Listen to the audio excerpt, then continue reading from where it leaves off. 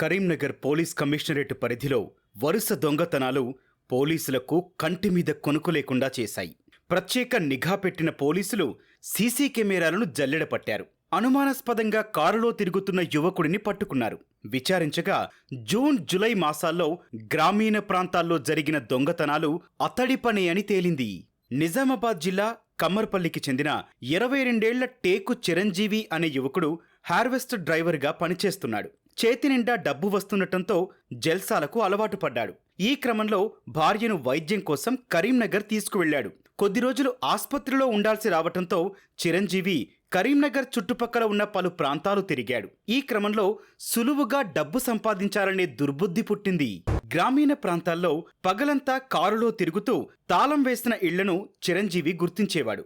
వాటికి Google location save చేసుకుని అర్ధరాత్రి అక్కడికి వెళ్లి పని చక్కబెట్టుకొని వచ్చేవాడు. ఇలా దోచుకున్న సొత్తును నిజామాబాద్ జిల్లా నందిపేటకు చెందిన బంగారం షాపు నిర్వాహకుడికి విక్రయించేవాడు. సీసీ కెమెరాల ద్వారా నిందితుడిని పట్టుకున్న పోలీసులు ఈ కేసులో ముగ్గురి ప్రమేయం ఉండగా 2 అరెస్టు చేశారు. ఒకరు పరారీలో ఉన్నట్లు వెల్లడించారు.